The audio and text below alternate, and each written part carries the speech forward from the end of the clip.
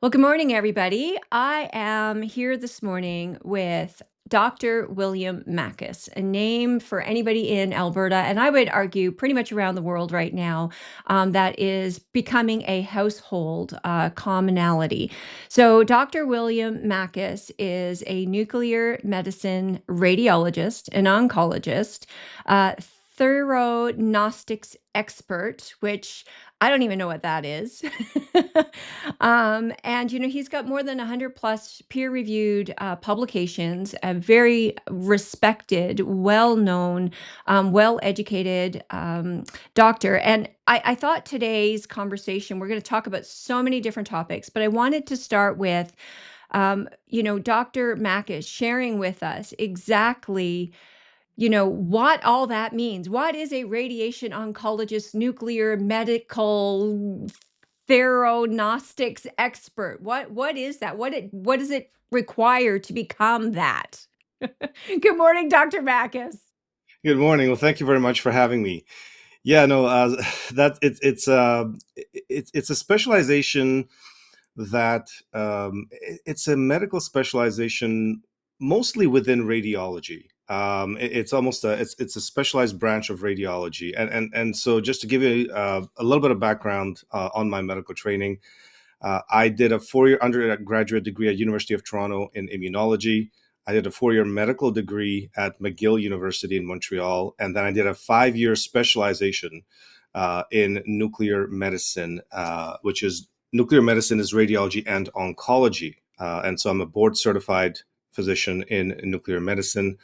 In the United States, nuclear oncology is recognized as a branch of oncology as well. So, but you have the components of both radiology and oncology. I have both radiology training and oncology training. When I came to Alberta in 2013, half of my practice was reading PET CTs and bone scans and cardiac scans. And PET CT is the diagnostic modality for cancer. It's the most cutting edge modality for cancer. I was the number one PET CT reader in the province of Alberta, reading over 1,000 PET CTs a year. And I also ran a phase 2 clinical trial for theranostics, which is targeted radiation therapy for end stage cancer patients. We were curing about 90% of stage 4 cancer patients that had basically been abandoned by their oncologist as untreatable. And so that was the other half of my practice. So it's half diagnostics, half treatment. I'm also a cancer researcher. I have over 100 publications in cutting edge cancer diagnosis and treatments. So it's a long road to get to that point. It's a lot of years of training and hard work. And so it's a little bit of a sort of a complicated medical training, but I do have training in both in radiology and oncology. Yeah, well, it was just hard to get it off the tongue. So I can just imagine 13 years plus of just education to get to, those credentials. So with respect to that, because I want to use that to lead into the fact that the Edmonton Journal. So I think you had a pretty good practice, a lot of things going along quite well, and I think COVID really threw a monkey wrench into a lot of um, your personal as well as professional life. And, I have a quote here from the Edmonton Journal. You're a vaccine skeptic, um, made a number of unfounded allegations about the impact of COVID-19 vaccines. One thing I've learned from so much of COVID is that the media has a gift for shifting the focus to the government's narrative, chosen narrative, and discrediting those people who oppose or object to and provide. And it's this whole follow the science. Who's the expert? And we've dismissed the experts. We've dismissed, the science in favor of a narrative. And we're learning now that that's false. You know, can you take us through a little bit? Can I um, address that? Actually, yeah, I want to address that. because So I don't want to be talking and sharing, misinformation of, a COVID and a vaccine skeptic here. I want to tell you something because this is fascinating. The Alberta media had me on a blackout for 9 years. I've been involved in the largest lawsuit involving Alberta Health Services, a $13.5 million lawsuit, and another $22.2 million lawsuit, which was managed by AHS lawyers, which was against the University of Alberta. And the media never covered it once. I've been in the court 20 times. I've won two large court decisions against Alberta Health Services as a self-represented litigant against a corporate team that is funded to the tune of hundreds of millions of dollars by Alberta taxpayers a year. I won two court decisions in 2020, including a court decision saying that I can say whatever I want about Alberta Health Services corruption and so on, because Alberta Health Services took me to court to have me silenced, to actually have me kicked off social media. They wanted to have my charter rights to freedom of expression suspended specifically for AHS, and the judge just threw AHS out of court. That should have been front page news, but the Alberta media has never mentioned me once for 9 years. Now I get a hit piece on me because of this recent sort of court attacks and extortion that has been happening against me in the past year, which unfortunately involves the Premier Smith's government. And I suddenly get a hit piece done on me in the Edmonton Journal as a vaccine skeptic. What the heck is a vaccine skeptic? I have probably taken more vaccines than all of their writers combined. I was an immigrant. I was a refugee. I came to Canada through a United Nations refugee camp. I had to take all of my vaccines all over again. When I went to medical schools, I had to take many vaccines all over again. I took the H1N1 experimental vaccine. I have more vaccines than anybody on the staff of the Edmonton Journal. There's no such thing as a vaccine skeptic. Let's take something like the pain medication Vioxx, that was causing heart attacks and killing tens of thousands of people before it was taken off the market. If I had spoken up against Vioxx, would that make me a pain medication skeptic? Like, what kind of idiocy is this, right? It's when you're in medicine, your job, I mean, the first thing is to do no harm. I mean, that is the Hippocratic oath that we take.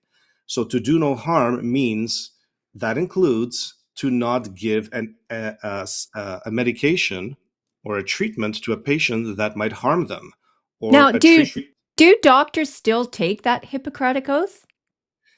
They do, and I know there's been a rumor circulating that the doctors no longer take the Hippocratic oath. I believe they still do. Now, they may ignore it. We take the Hippocratic oath. I believe it's either second or third year of medical school, and we have this thing called the white coat ceremony, and the oath is recited and so on.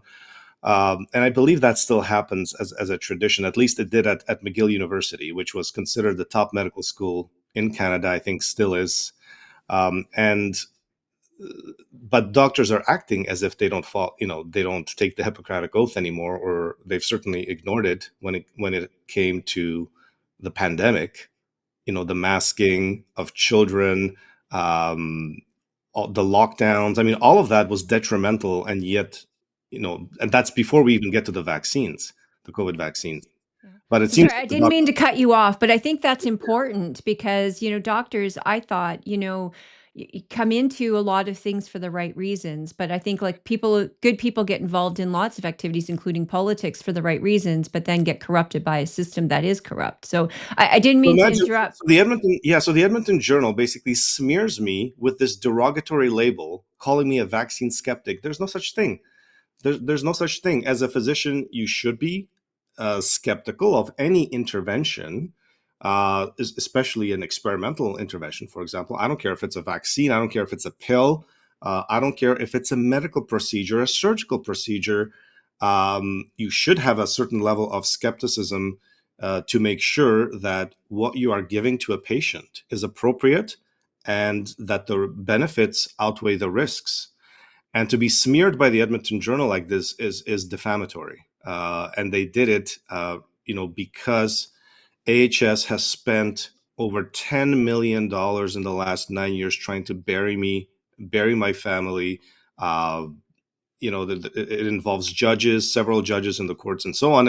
And I finally get this hit piece done on me recently. And the only reason they did it, the only reason they're doing it, is because I now have an international audience where I can actually bring out the corruption that so many people in Alberta benefit from. I think one thing that I had never realized, and I would have never believed in my wildest dreams, is how many people in Alberta at various positions, elite positions, benefit from corruption, benefit from Alberta Health Services and the money that goes through that institution, and gets really siphoned off away from patient care to all kinds of other things. Lawyers get paid hundreds of millions of dollars at AHS. Judges get bribes. You've got, the pharmaceutical industry getting billions of dollars through AHS. You've got the construction uh, industry in, Edmonton, Calgary, and so on, getting billions of dollars siphoned off away from patient care, where you got these huge projects, this $2 billion Calgary Cancer Center, which is this nice new, shiny building in Calgary, and yet they will not do some of the, successful cancer treatments that I'm doing right now with, for example, high dose ivermectin. They won't even touch it. And so there's so much money that flows through the system, and so many people benefit from the corruption, and that's why we don't see anything ever change. We never see anything improve at Alberta Health Services, and we keep electing new premiers, and it's Rachel Notley, and then it's Jason Kenney, and then it's Danielle Smith, and our healthcare keeps getting worse and worse. We keep spending more and more money on Alberta Health Services. It's now $26 billion. When AHS started back in 2008, it was $9 billion, and that was considered an obscene budget for healthcare. It's now $26 billion, and yet our healthcare is worse than it's ever been. Yeah, I've often said, I was in the healthcare system. I started out in nursing in 1990, and I love the people that are involved because big hearts want to do the right thing. But the system, even then, was broken, and I didn't like it. And everything was symptom pill, symptom pill, symptom pill. And so, you talk about corruption. I think corruption of the medical system in general started a long time ago because I think when the Rockefellers started funding, only one form of medical treatment and it became, the only acceptable medical and we dismissed all, and I hate to call it folk medicine, but herbs and vitamins and I think the best line of defense for anybody health wise, health, not sick care, but health care, is a good, strong, healthy immune system, a good, strong, healthy body, not an overweight body that's, pumped full of sugar, pumped full of chemicals, pumped and exposed to radiation and all those things. And, to your skeptic, anybody who applies any critical thought to these things, knows history a little bit and is willing to read it, research it, you become a conspiracy theorist, right? So I'm a conspiracy theorist on that side. Just so you know who you're talking to. So for me, but you make some, and I'm not discrediting you because I think I believe everything pretty much you've said, but you've made the allegations of corruption, extortion, bribes, all the way from AHS to judges, courts. Um, how do you back that up? Because for a lot of people, they got to be struggling with how is this even possible? It's funny. It's been 9 years. I haven't gotten a single letter threatening me with defamation or defamation action. I remember one time I was in court. Alberta Health Services was trying to go through some very elaborate loophole to have me silenced, and the judge said, "What are you doing here? Why don't you just file? If what you say is true, if Dr. Makis is lying about your wonderful AHS managers and how they're so honest and they're not corrupt and they didn't do all these things, just file a defamation claim." And they just stood there in silence because they know I have over 50,000 pages of legal documents. My garage is full. I can't move, and I have a big garage, and half of it is filled with legal documents that no one in the government has asked me to. I mean, I could bring that. I could bring that all to Premier Danielle Smith's office. I could fill her office top to the ceiling with legal documents if they wanted to. No one wants to because I can tell you this all started. Unfortunately, it's been a long journey. This all started in 2016 with the sabotage of my cancer program at the Cross Cancer Institute. I had the largest cancer treatment program with medical isotopes in Canada. We were the referral center for Canada. I was actually recruited by Alberta Health Services for that reason. I was recruited to run one of the largest, most promising cancer treatment programs in Alberta. That's why AHS recruited me. They didn't recruit me for my, for my radiology skills or PET CT reading skills. They recruited me to run a large cancer program, and I did it, and I did it extremely successfully. And then Justin Trudeau got into power, and within 3 months of Justin Trudeau getting into power, well, so I should say Rachel Notley first got in, then Justin Trudeau got in, and then 3 months later, my cancer program was sabotaged. I had no idea why. It made no sense to me that they would sabotage this large cancer program. And for about 10 months, after they had forcefully removed me from my program, they paid me $60,000 a month to sit at home and do nothing. And AHS said, we'll pay you, and you're not going to treat a single cancer patient. And if you step foot at the Cross Cancer Institute in Edmonton and try to treat your cancer patients, we will have an entire security team drag you out. We will strip you of your license. We will take away your hospital privileges, and we'll come after you. I have this all in documentation. This is 2016. They left my cancer patients to die. I had about 300 cancer patients that I was following for diagnostics, and another 2,000 that I was 300 for treatment, and another 2,100 for diagnostics. About 2,500 patients whose cancer care was interrupted by AHS in that process of sabotaging my cancer program. They left those cancer patients to die. They told them the cancer treatments you were getting with Dr. Makis or the cancer imaging follow-ups you were getting with Dr. Makis are no longer available. Go home, get your affairs in order, and goodbye. These were stage 4 cancer patients. They murdered my cancer patients.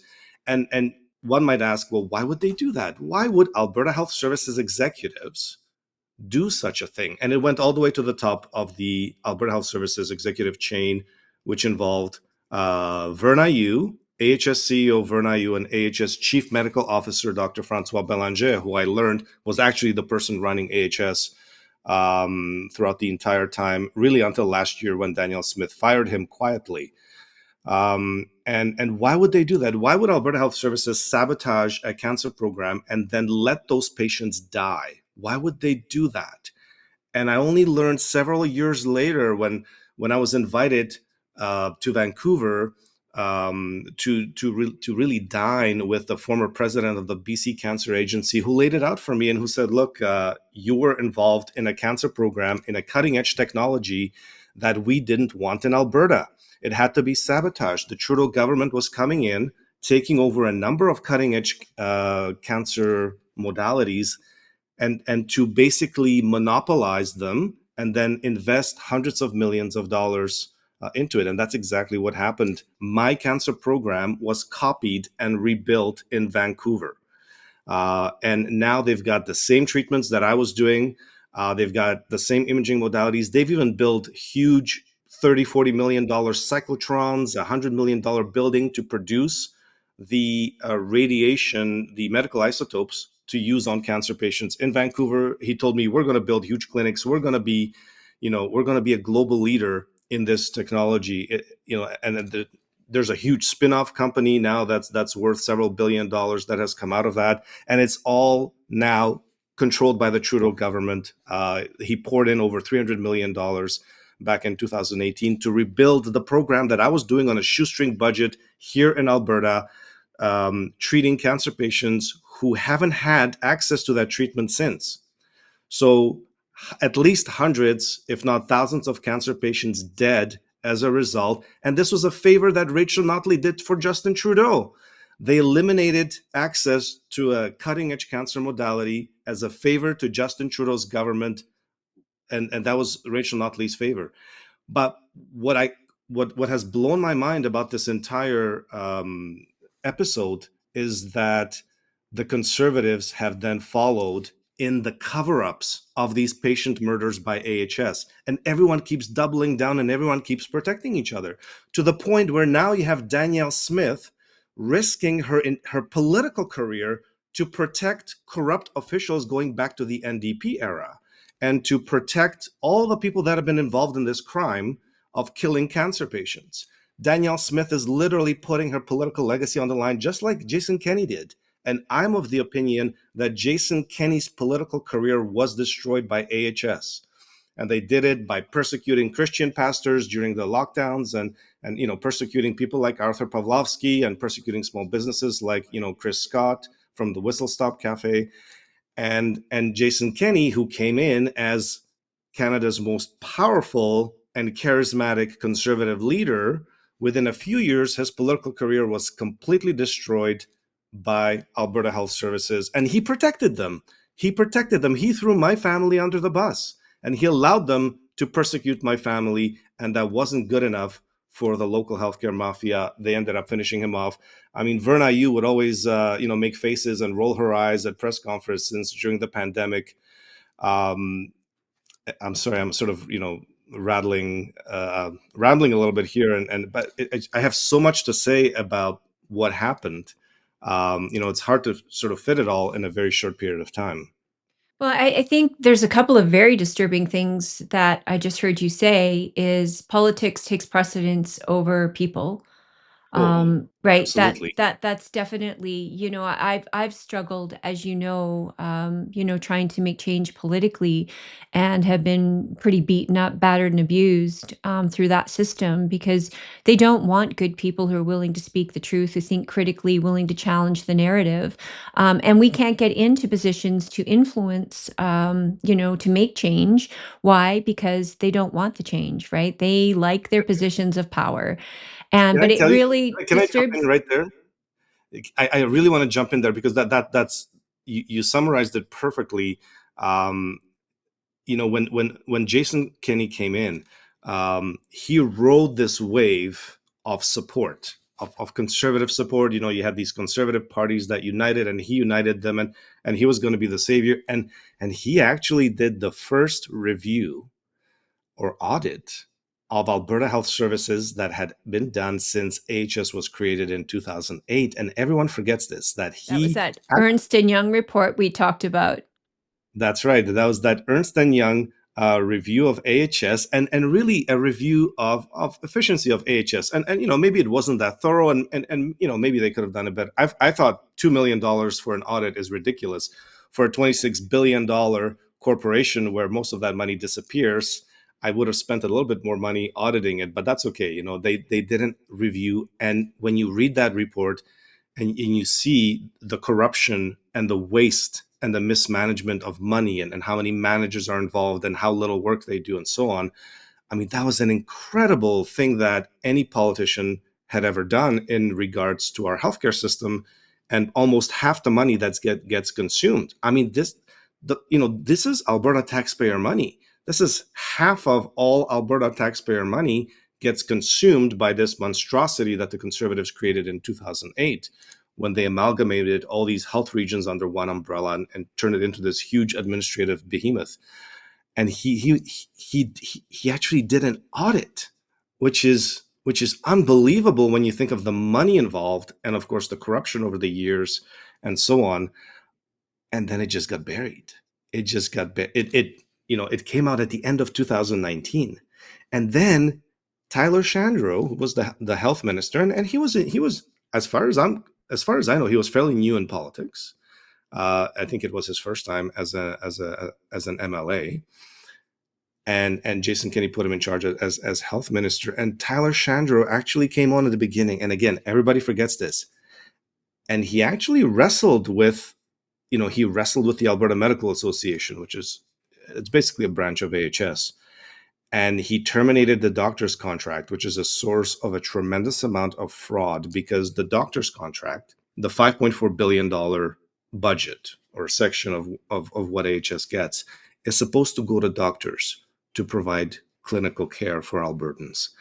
And that had been a source of a lot of fraud. And I'd witnessed this firsthand. If anyone wanted to interview me about this, I witnessed how AHS managers and bureaucrats took money out of that clinical care budget and paid themselves obscene five, six, $700,000 salaries. They literally stole clinical money to either pay themselves salaries or use it for other pet projects and so on. This is money that goes directly to doctors. So then you have doctors who are complaining that they haven't had a raise in 5, 6, 7 years.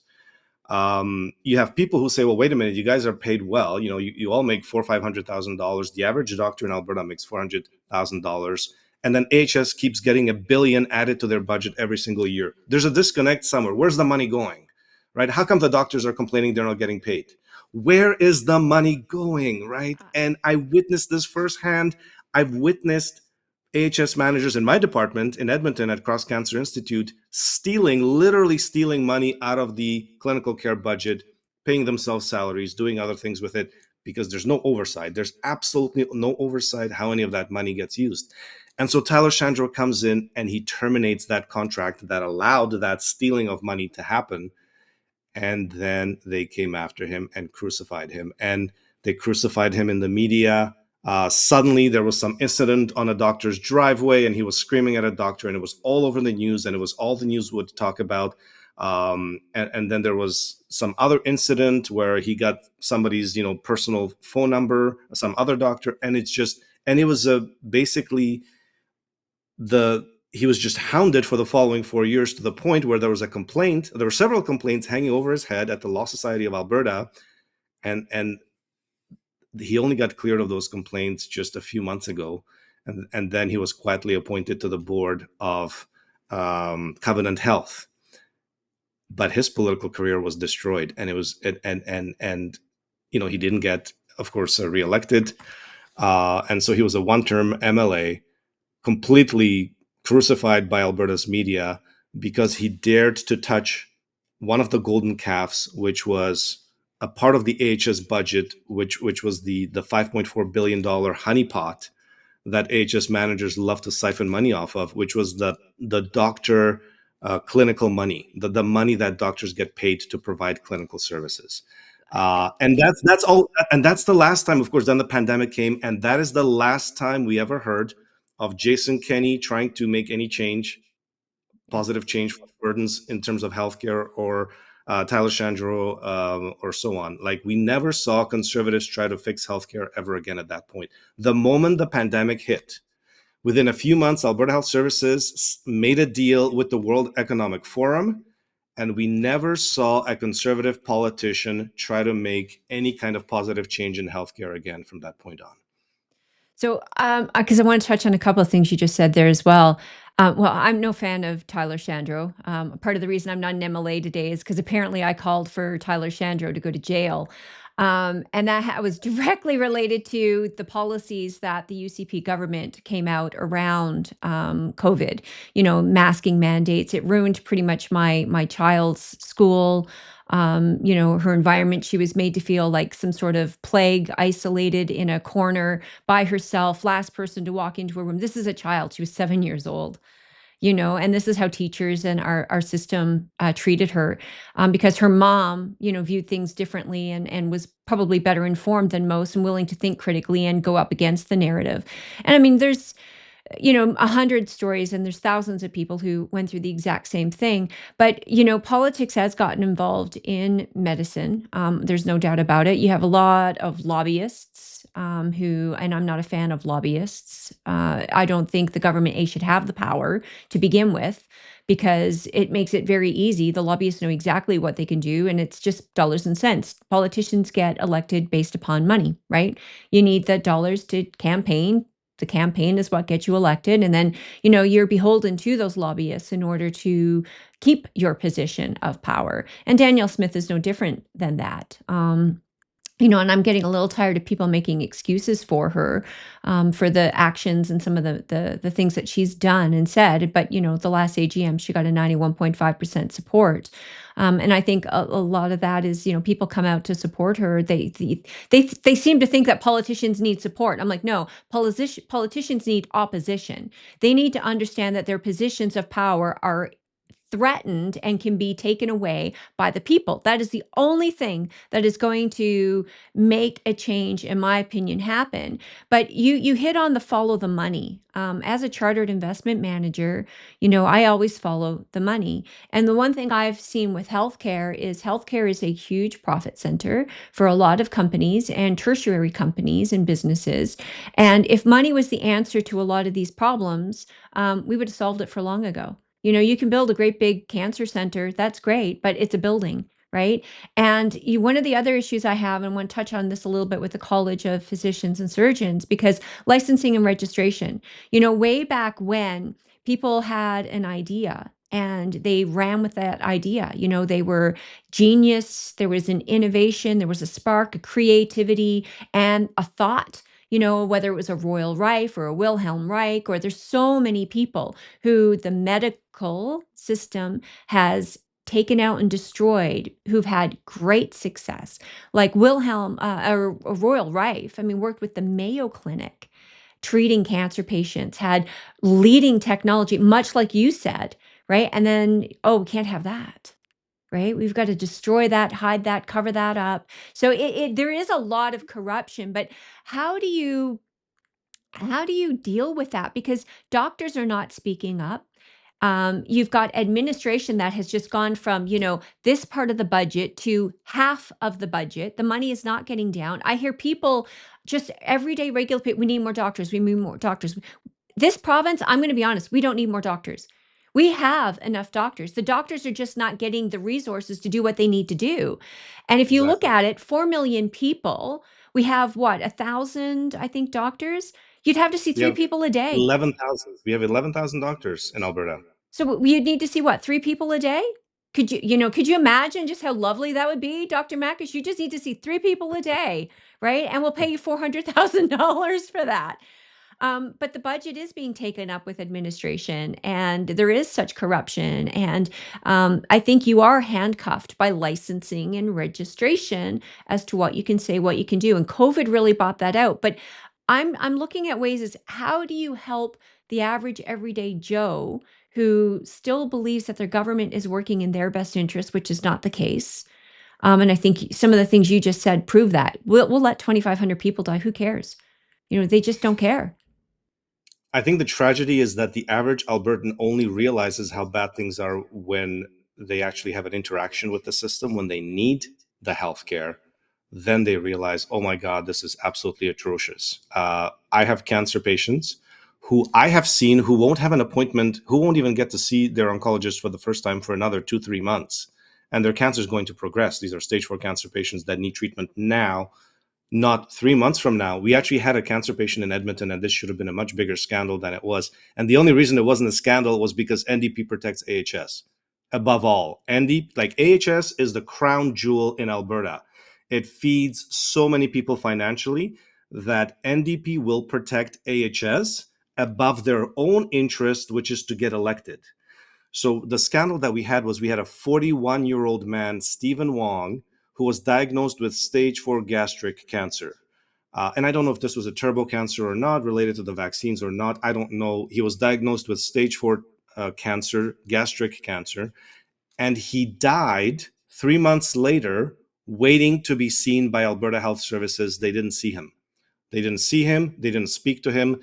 I think it was the Edmonton Journal ran a short story about his widow saying that if she knew how bad healthcare was in Alberta, she said this. She said, I would have gotten him on a flight and flown to another country to get healthcare if I had even an idea of how bad the healthcare system is in Alberta. AHS let him die on a wait list. They didn't even have a medical student speak to him. I consider that murder. When you have a patient who's diagnosed with a life-threatening illness, and you're a $26 billion healthcare provider that has all the money and resources in the world, more, I mean, that's more than the GDP of some countries. And you allow a patient to die after 3 months on a wait list where they haven't even been seen by even a secretary at AHS, that's murder. I'm sorry. Somewhere along the way, um, that patient basically was allowed to die without having any kind of service provided to him. That is what the Alberta government contracts AHS to do, by the way. Heads should have rolled. The entire AHS executive should have been fired at that point. There should have been investigation. Danielle Smith should have gotten in front of a microphone and said, there has to be a government investigation. We cannot have cancer patients dying on wait lists, waiting to be seen. And like I said, PCL Construction is happy because they got they got to build a $2 billion building, a new cancer center in Calgary. And that was all the NDP cared about for many years, was just making sure that that money gets to that construction company. They were lobbying for that. And that was, Rachel Notley's first act as Premier of Alberta, was to make sure that that contract, $2 billion contract, was completed. And right now you've got NDP screaming that there's not enough oncologists in the province and there's a problem and so on. But that patient died on an AHS waitlist.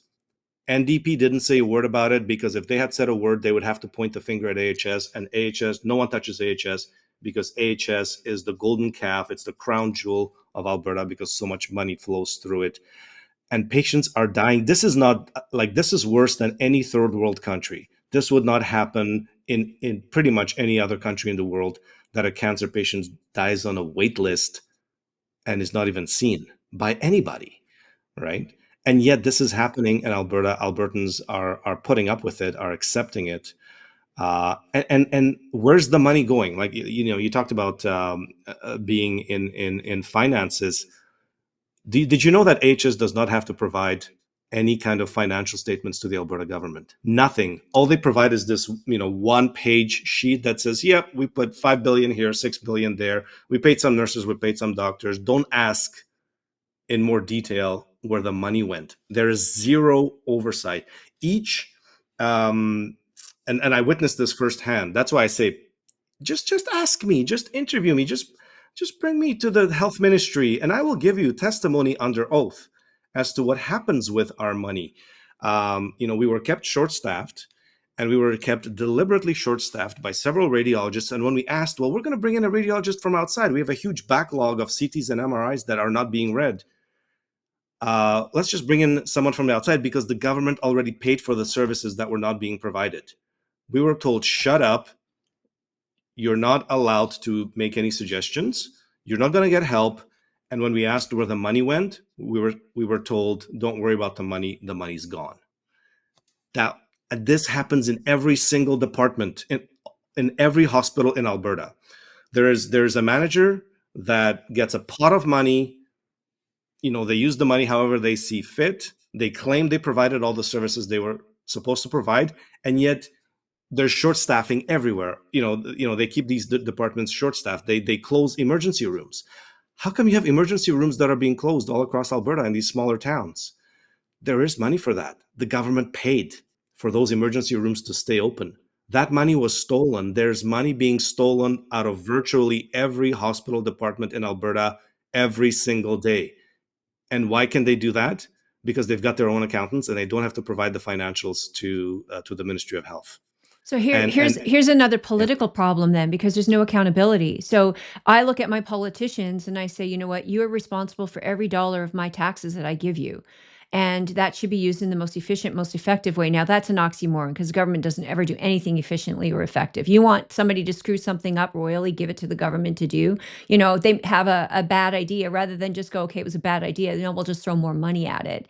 And they have no respect for the taxpayer. And then it's like the taxpayer's on the hook for more and more and more money all the time. And we have an affordability crisis. People are struggling to pay for their rents. People are struggling to pay to put food on the table for their families. We wonder why the state of health is a mess, because people are living out of boxes. Why? Because it's cheaper to buy a thing of Kraft dinner than it is to make real macaroni and cheese. These are realities. People are making choices in the kind of meats they eat. So I look at accountability from a political standpoint, and I'm going, there should be, audited financials. As an investment manager, I'll just give you an example. Um, you do an offering memorandum. It's full disclosure. You're supposed to come up with even the things that, you don't even know are a risk, but they're supposed to be in this document. You give the regulators a pint of your blood, right? And the name of your first unborn child. And you tell people, okay, here's the risks. Here's what could potentially go wrong. All of these things, it has to all be fully disclosed. And then you have to do audited financials. Whether sometimes it doesn't even make sense to do audit financials. If you're buying a piece of land to sit and there's not generating any cash flow, it's a buy and hold. You don't need an audit finance, but you need to know that the land is still there, right? It's not gone anywhere. Nobody sold it. There has to be some checks and balances, of course. But you're telling me that the largest department, $26 billion, and they have absolutely zero accountability to the government that gave it to them. And they can do whatever they please with the money. And again, at the taxpayer's expense. So it just, I look at this and I go, shame on AHS. but AHS is going to get away with what AHS can get away with. I look at it, shame on our politicians for allowing this nonsense to continue, especially now that they know. And you're telling me that Danielle Smith is aware of this, that Jason Kenney was Absolutely. aware of this. They know. Absolutely. The politicians are aware of this, and a lot of, I think, what's happening now, unfortunately, with Danielle Smith is there's a lot of theater. There's a lot of theater that's being played, and as I sort of watched my situation unfold, and the fact that the media had me on a blacklist, never talked about what happened to me, my cancer program, my cancer patients, and so on, and then I would watch what actually gets talked about uh, in terms of healthcare, and it's all lies. It's all stuff that deflects from the underlying problems that are happening at AHS. And again, there's just so much waste. I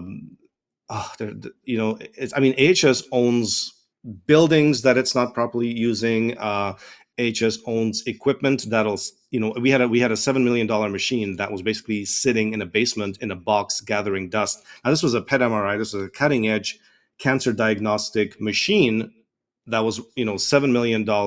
It sat in a box. It was gathering dust because the AHS managers couldn't decide which hospital to put it into, and they were kind of fighting back and forth, and it took years for that to be resolved. Of course, the patients weren't getting the benefit for many, many years, and so this expensive piece of equipment, that it just sat there in a box. I mean, there's just so much waste and corruption. But again, you'd have to have a politician who has an interest in accountability. And one thing I've learned in Alberta is that the system is corrupt throughout. It's there is nobody. We don't have a single person who's interested in accountability who would go in and say, you know what, AHS, you've had a good run. We don't even know how many billions of dollars have gone missing through this entity, but we're not going to come in and you're going to account for every single dollar. Every single dollar. You're going to give us the books. You're going to give you're going to give us exactly how this money is being spent right now. Because, and again, I come back every April 1st, the UCP government just hands over another $26 billion to AHS and says, okay, you guys do the best. You guys just do the best you can. You provide whatever services you can. And we're going to just look the other way because you're literally feeding, other members of Alberta's community and the lobbyists and all that, and the pharmaceutical industry. And again, it comes back to AHS feeds the pharmaceutical industry billions of dollars. It feeds the construction industry. I say the construction mafia, but it feeds the construction industry billions of dollars. And then you have all these people that are managing the situation. So you have gigantic law firms that are siphoning off hundreds of millions of dollars. You've got judges that get their cut. You've got the Edmonton police that look the other way, or someone makes sure that they look the other way. And so a lot of people feed at the trough of this golden calf that is AHS. And if everyone's making money, if all the people in elite positions are making money and getting their cut, and it comes back to, I think even Jason Kenney, ultimately when he realized that AHS is far more powerful than he will ever be, I think he kind of basically then just tried to get a little piece for himself. He put his friends on the AHS board, but the AHS executive was run by Notley's executive, Verna Yu, Francois Belanger. Every single vice president at AHS was a Notley appointee. Mark Joffe, was a Notley AHS vice president, who is now our public health chief, appointed by Danielle Smith. He made his millions of dollars as an NDP vice president of AHS. Mark Joffe, our public health chief, who is, by the way, going to be in charge of Alberta the next time the pandemic is declared by the WHO, will get locked down. He'll be in charge, and he'll be making the decisions. And of course, the courts have now given the power because Dina Hinshaw, was supposed to be administering, have all this power. And then she complained that, the decisions were being made by Jason Kenney, but really the decisions were being made by the WHO and the globalist institutions, and Jason Kenney just rolled over on everything. But we don't have a politician like Donald Trump who will just come in and say, you know what, I'm gonna bring in an outside billionaire, and we're just gonna tear this thing apart, and we're gonna just cut entire departments. Come into AHS bring someone like Elon Musk, or someone, with expertise in the private sector, and just start going through the financials and tear this thing apart. And I guarantee you that we would free up probably half of that $26 billion would just be freed up for other things. We'd have a lean, functioning, healthcare system. You can cut all the bureaucracy out. We Yeah. actually don't need we Yeah. don't need 3,000 managers, and cut their access to the biggest, best corporate team that money can buy in Alberta, because AHS Legal siphons off hundreds of millions of dollars away from patient care to fight battles against people like me.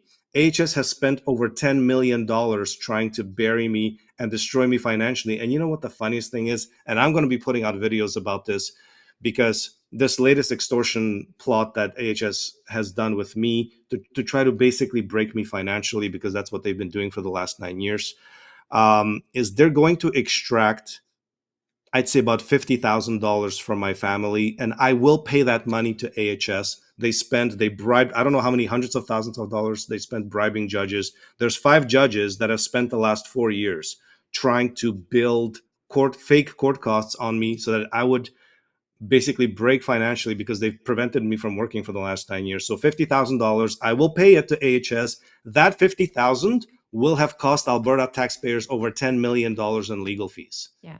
But there's part of the problem, right? So for me, I knew something was amiss when Danielle Smith appointed Mark. He was the rainbow mask. You don't walk to Yes, get a vaccine, you run. I went, I'm yes, not confident this is the that's the right one. person we need at the helm in the event of a next vaccine. She has not yet released Dr. Davidson's report that he's done. I know that's sitting on her desk, and that should have just been, again, there's no transparency in government, there's no accountability. He did a report, the people have paid for it. It should have just been released as is, right? Not the filtered and reviewed and blacked out version that I'm sure we'll eventually see. But when you talk about good people doing the job, the problem is they can't get in, and I'm not, there's people out there far smarter than me. They were smart enough to stay out of politics. I wanted to make a change. And, having that CIM, I do know how to read a financial statement. I have asked questions about where's the money going. Danielle Smith got elected and she was going to be hard on AHS. And the first thing she did was give them more money. I just went, okay, shall I pull my hair out now? Like, they Yeah, don't need more money. They need efficiency and they need accountability. And she just handed over, more money, and they're going to continue to get more money, and money is not the solution. We've seen that time and time again. All that happens is bureaucracy, and the corruption just continues to get more and more deeply rooted. So, what is the solution here? Because it's not going to come politically. I mean, obviously people like, and again, I talk about, I would have happily have gone in and said, okay, show me your financials, let's take a look at where we can. Government needs to be reduced, like, and it's not yeah, just government, it's every department. I think honestly, what you're seeing in some of the parts of the world now, like, cut the size of government by a third and nobody would even notice. Like, you yeah. 3,000, or what was it, 300,000 middle managers at AHS? No, 3,000, 3,000, yeah. 3,000 middle managers go, and nobody would. We could do that all across government in pretty much every department. And I think Yeah, too, part of the problem is people don't even know what the role of government is anymore, right? And I mean, we've got doctors who can't even do their jobs because of the yeah, bureaucracy and because of politics. Medicine has become a big business and it's become politics, right? So yeah. what is the solutions? And we've talked about lots of the problems. I know some of the things that we could do to fix it, but I just I struggle. I'm to the point where I'm ready to throw my hands up and give up and say, you know what? Let the chips fall where they may, because I can't prove to people where the problem lies. The people can't actually, even when they recognize it, they can't go, okay, we're voting for that person. But they don't vote for the person. Then it's like, oh, that person can't get into the party. And then when you get into the party, even there, you're silent. So I just don't see any political solution. So how do we fix the problem? And I know you've been very optimistic about, oh, I think there's a solution. And I'm like, I'm not so optimistic anymore. I actually think that, I mean, I think there always is a potential for a political solution. I think the people have to demand it and they have to take action. And I think Albertans have been so complacent, especially recently. And one thing that Danielle Smith is very good at, and don't get me wrong, I was a big supporter of Danielle Smith. I was, very happy when she came out and said that the unvaccinated were the most discriminated group she had seen in her lifetime. And I think that was really the last time we saw anything good said. She got her, as she says, she got her wings clipped. She got punished by the media, and then she really sort of abandoned that whole But there's topic a of. but there's a perfect example. She had her wings clipped. She is the highest elected authority. She has the power. And she looked everybody straight in the face and said, "There's nothing I can do. I've had my wings clipped." I have Yes, asked the question many, many times, who has clipped your wings? well, so that's a good point. But I can tell you, if Albertans demanded that change to the point where they occupied the headquarters of AHS and brought that institution to a standstill, or occupied the headquarters of the College of Physicians and Surgeons of Alberta and brought that place to a standstill and demanded change, demanded that doctors were given their freedom back, things would happen like this. And I think David Parker talks about this is that people have to show up, and they have to, if they want change, they have to demand it. They have to take steps, because they have to take some steps to affect change. It's not going to just happen if So people did take steps, and they kicked Kenny out. They put Danielle Smith in, and the moment they put her in, they're like, okay, we're good, we're done now. She's going to save us. And then, like I said, a lot of the freedom groups just basically, it's like they disappeared. They just, I don't know if they disbanded. I don't know if any of these, freedom groups still even exist. Does the Alberta Prosperity Project even exist still? Does Take Back Alberta exist? I don't know, because I don't hear from anybody. I'm asked to go do speeches, and it's like, these venues are half empty. No one shows up. No one wants change. So I think there has to be a lot of pain in Alberta for people to again wake up and actually demand change and take action. How come NDP is able to stage big demonstrations and so on, and have all kinds of people show up to various rallies, and they can always get nurses to show up by the thousands and so on, but Albertans, when it comes to fixing AHS, or fixing even just the colleges of physicians or the colleges of nurses, and say, look, we cannot have a private corporation like the College of Physicians tell doctors how they can practice medicine.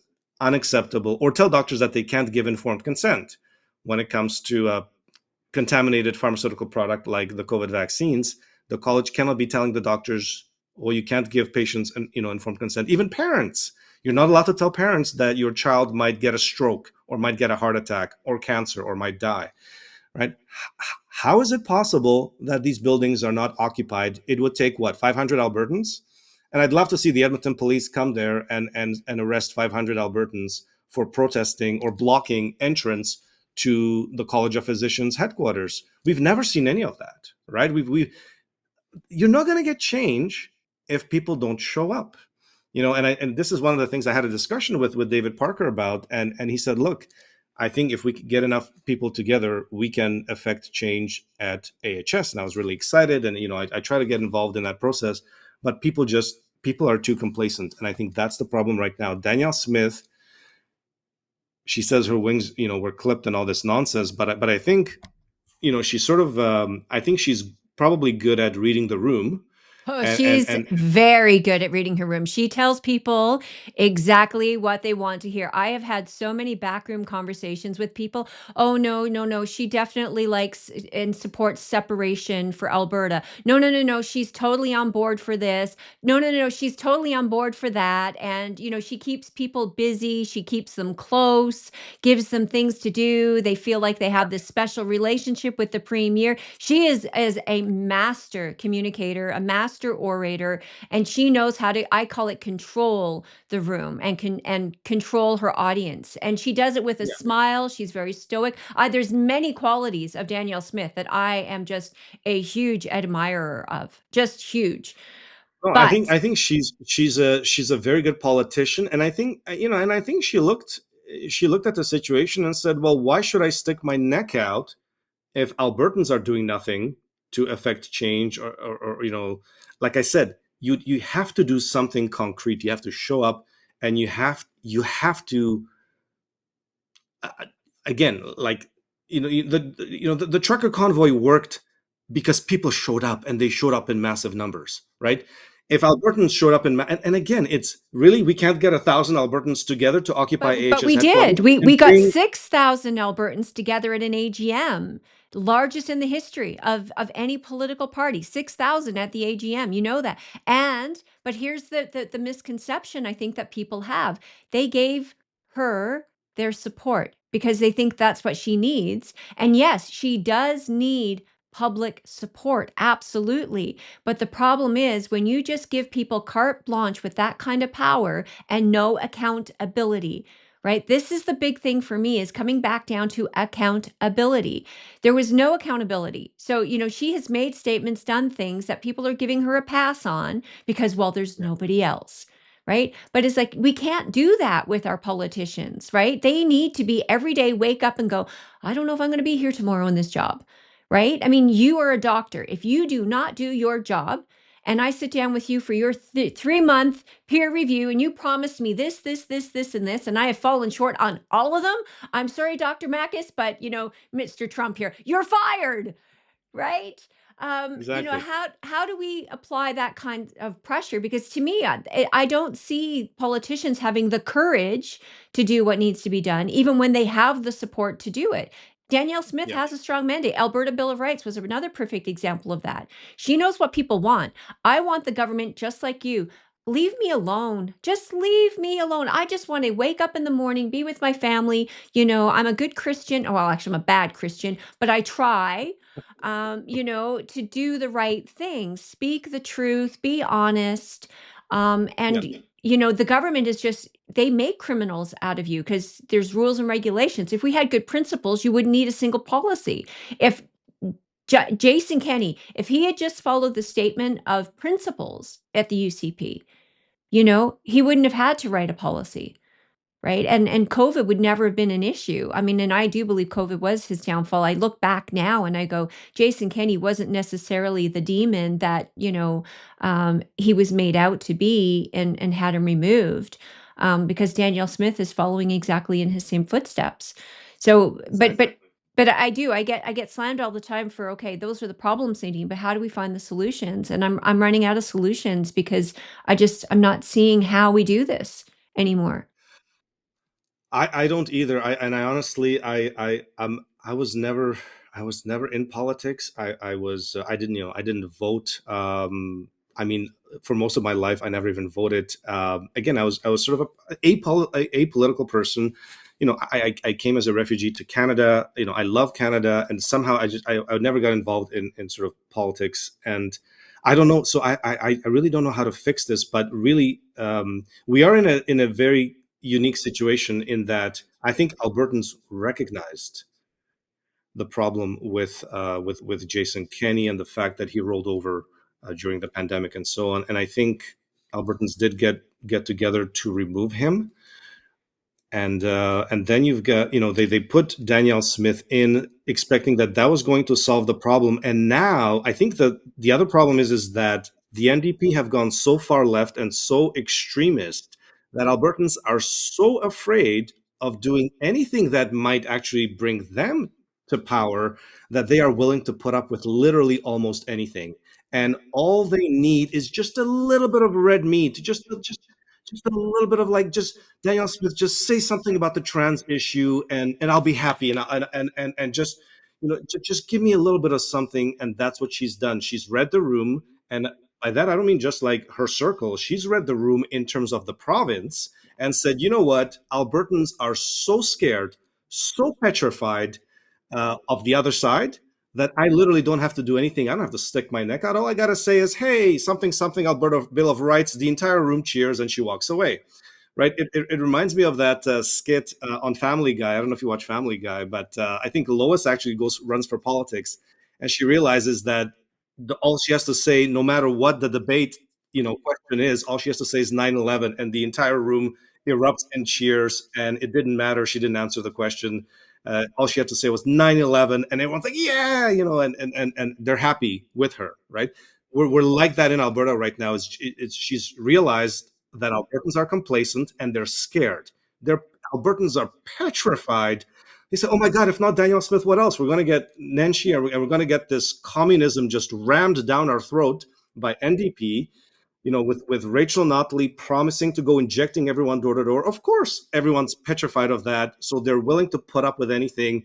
Danielle Smith has read the room. She's got these lobbyists, these powerful lobbyists around her. She's like, well, why should I stick my neck out for rural Alberta or for the unvaccinated when they're so scared and petrified that they'll take anything I'll give them. So let me give them something easy. Alberta Bill of Rights. And then, the lobbyists make sure that it's completely toothless and that Toothless. there's She made it nothing, worse. She made or it actually makes worse, things worse. The right? moments the lawyers get their hands on it, it becomes completely useless. And so, she throws around these words like Alberta Bill of Rights and the trans issue, which again was I don't think it offered any extra protection. Um, you know, but Albertans were satisfied with that. They said, okay, you gave me something. I'm really happy now. I'm so scared of the other side. You don't have to give me any concrete, changes in fixing AHS or fixing the situation with our doctors or anything else. I mean, Albertans have just, it's the fear. It's the fear is, I think, has given her, and like you said, you know, Albertans gave her this carte blanche, this 91% support, and it was really just out of fear of the Yep. other side. Because what did we hear during that entire time leading up to AGM? Well, if not Danielle, who else? There's nobody else. Danielle Smith is the only conservative person in Alberta.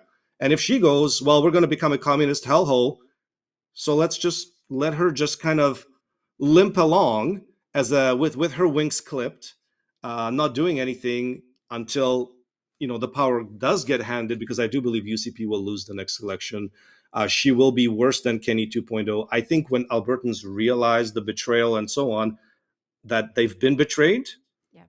and that they're not going to get any of the improvements that were promised, and by then I think it'll be too late. I think NDP is this well-oiled machine. They've got the media, and I think with all the demographic changes and so on, I think NDP takes this, and I think that'll be the end of conservatism in Alberta. I think UCP is headed for extinction.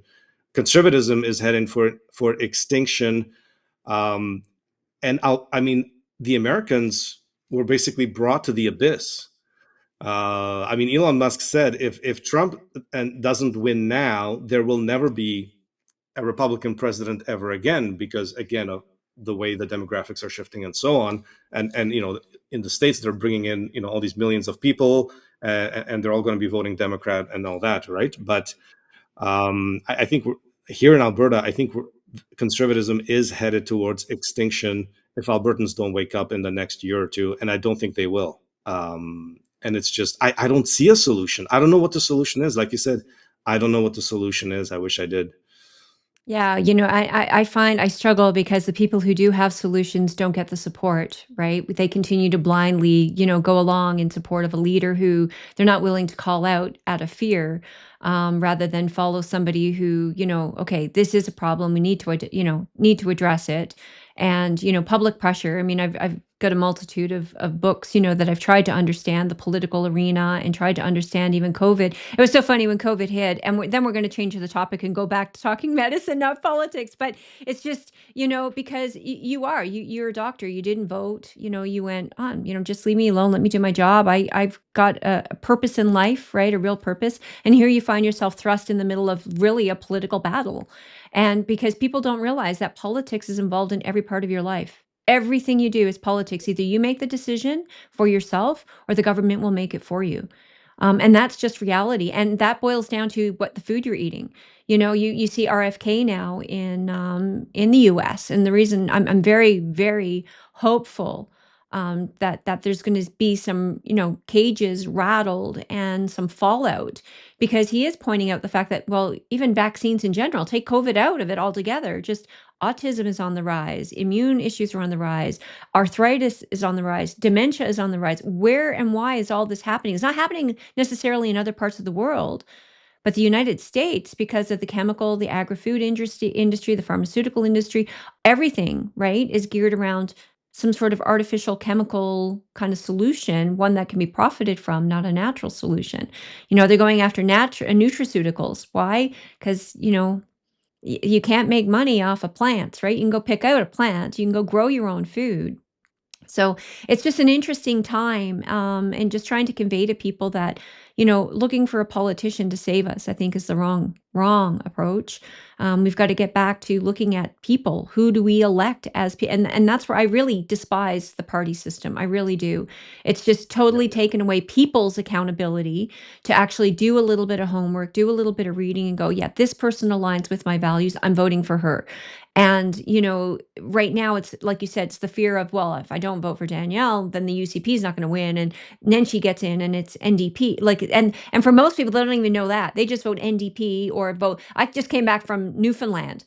It's like liberal everywhere. They're still voting liberal in Newfoundland. I'm like, how in God's name, with everything that's gone on the last, 10 years, can you even consider casting a ballot for Justin Trudeau?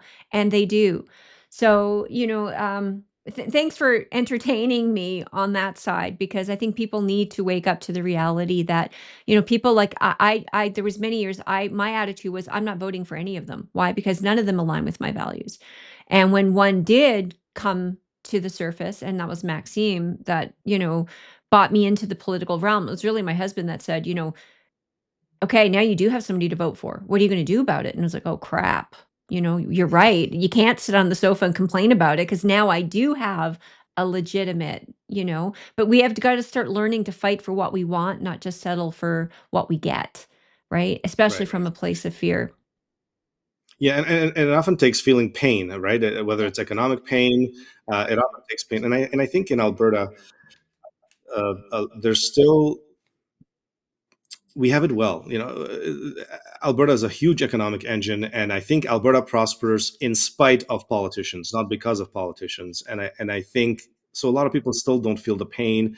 A lot of people are still doing fairly well. I think it takes a lot of pain to get people off out of their chairs and doing something about it.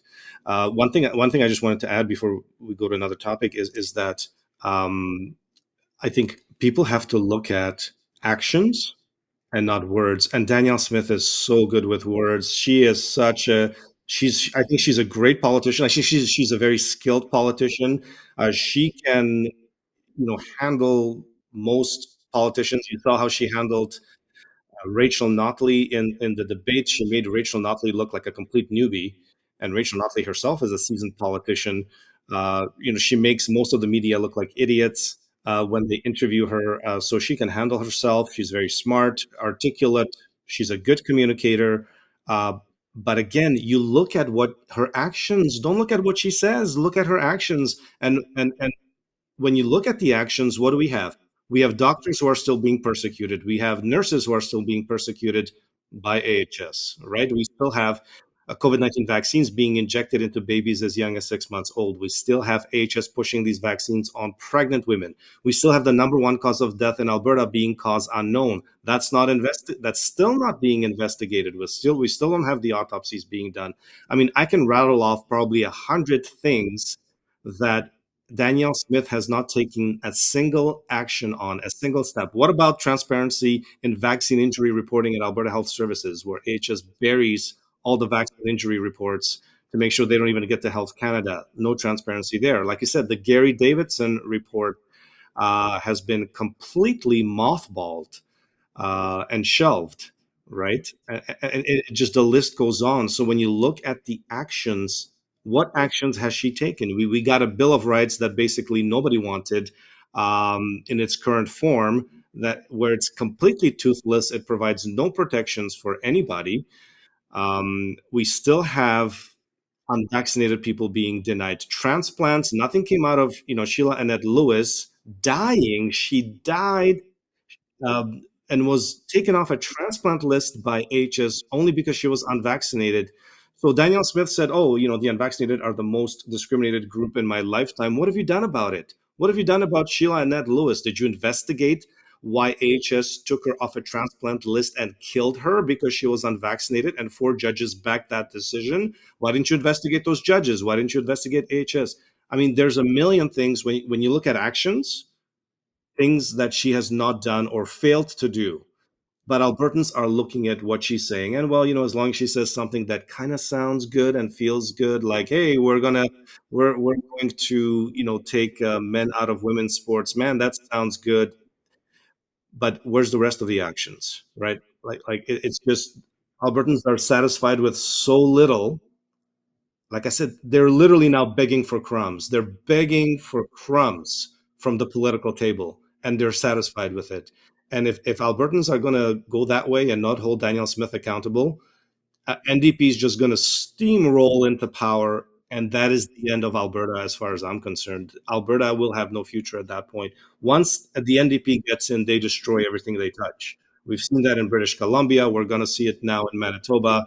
The NDP is going to ruin this province economically, culturally, you name it. Uh, but yeah, Albertans are allowing this to happen.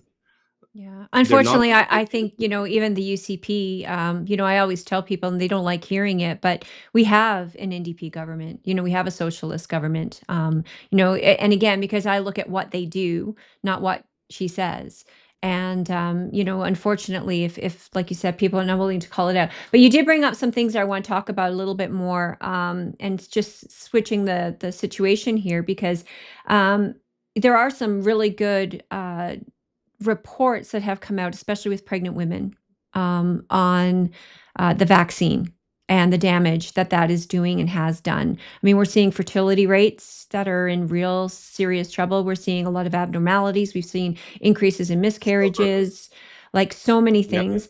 And then, because for me, I just, if you're a grown adult and you want to take a vaccine, like, hey, get informed, do your research. That's your responsibility, right? To be an adult, right? Do your own homework, make your own decision. Now, I don't think you should be deceived or should have been fed misinformation. I think there's a responsibility for the government to speak the truth, but this government doesn't speak the truth. Like, we're still going along with climate change, and net zero. Like, I mean, and then that's one of my beefs with Danielle is, what, stop partaking in the lie. I mean, Alexander Solzhenitsyn said, if you don't want communism to come to your doorstep, you know what? Don't partake in the lie. Don't comply with the lies. So we've got to stop that. And whether it's climate change, whether it's on the health scene, or whether it's in other areas of government, just speak the truth. And so with pregnant women, and with our children, I have, I'm big softy. Like I really am. A lot of people go, "Oh my God, you're so strong." It's like, no, I'm a big softy. I'm like mush. Kids and animals, right? It's like, to me, there's a sense of innocence there, and nobody should be allowed to steal that innocence from them.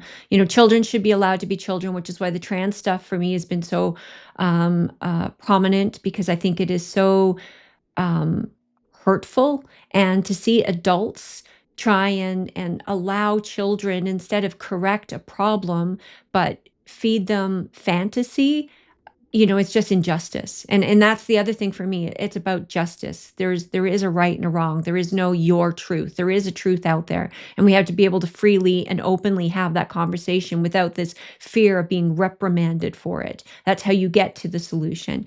And so the other one is, Danielle, like I said, she threw more money at AHS rather than take away money. She's thrown biggest budget. People talk about NDP, right? This UCP government, biggest budget, biggest government we've ever had, right? Much more NDP do you want to get? But our kids, they put it on the childhood vaccine schedule. Like, she knows, she has to know, because people like yourself, Oh, they people know. like Dennis Modry, who I happen to personally know, have told her, right? And Dr. Davidson, has told her. She knows this, and yet here it is. So here we are punishing children, with experiments that we have, we're seeing immediate effects, but who the hell knows even what the big long-term effects of this are going to be. Yeah. Well. Again, it all comes back to.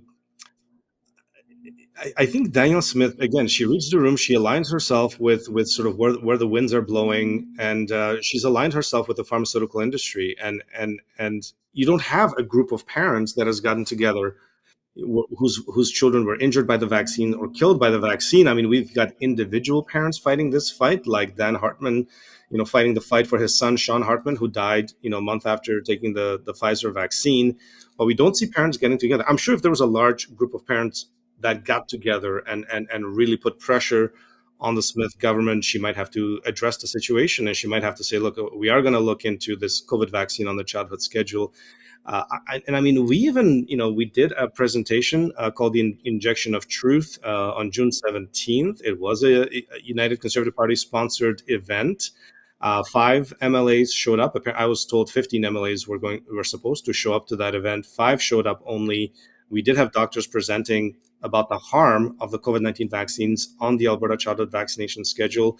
It was seen live by tens of thousands of people. The videos were seen by millions of people, and even that wasn't enough to give her, enough pressure to even address the presence of the vaccines and the fact that children are being harmed. In the VAERS reports, there are over 500 child deaths, and that is underreported by a factor of 100. So there are children who've died from this. And again, all she has to do is say, you know what, let's open up the AHS, the vaccine injury reporting system at AHS. I'm going to order that AHS makes that transparent, hands over all the documentation for that. And if they don't, again, there's going to be consequences, right? We never hear about consequences, right? We never hear about consequences. I heard that the Gary Davidson Commission, which was supposed to review how the COVID-19 pandemic was handled, I heard that there were many instances during that time where AHS lawyers basically told him to F off and said, we're not going to hand over any documents. We don't have to hand over anything. And nothing happened. Nothing happened to anybody. Nothing happened to AHS. Nothing happened to the lawyers. And again, so it just, a lot of pressure has to be put on, and it's not happening. It's not coming from Albertans. And I had so much hope for Alberta, so much hope for this province. I gave so many speeches all over Alberta. I fought hard for this province. And I was being told back in 2023, I was being told, look, Dr. Makis, just give Danielle Smith, just give her a little bit of leeway room. She has to get elected, because if she doesn't get elected, she can't affect all this amazing change. Look, we need to back off AHS. We need to back off the college. She can't rock the boat. It wasn't about her wings being clipped. It was, she can't rock the boat. She must get elected. And I said, okay, fine. I was unhappy. I thought it was a mistake at that time, because, I mean, she was, what was she, interim premier or interim leader? I forget, the exact sort of term. But everyone was like, no, no, no, no, no, just let it be gentle. Let her kind of not address all these important issues. Let the children suffer. Let the children die. That's okay. We need to get her in. It's, it's there's, you can't make an omelet without breaking eggs, right? And then it's the children that are, suffering. But we have to accept that to get her elected. We got her elected. We're 2 years later now, and she still hasn't done anything. Well, The and we're children too are late still. into as you know, if you're going to do something, and this is, I think, where people don't understand politics too. If you don't do something in that first year, especially even like first 18 months, you're not doing it because you just can't, right? Because then the refocus comes into, Alberta pension plan, whether it's AHS, whether it's whatever, you have to prove, right, that, oh, the world is not going to fall apart, that the decision you made was a sound decision, and that, it worked out for the betterment of the people, not the worse. And that takes time to prove. So if you're not going to come out guns blazing in the first little bit. But I want to talk about the injuries and the information that is coming out right now, because people are like, oh, Danielle Smith has been down talking to Kristi Noem, and she's going to the Trump inauguration. And I'm like, I'm not expecting anything from Danielle, but I do want people to know the harms that are being done with these vaccines.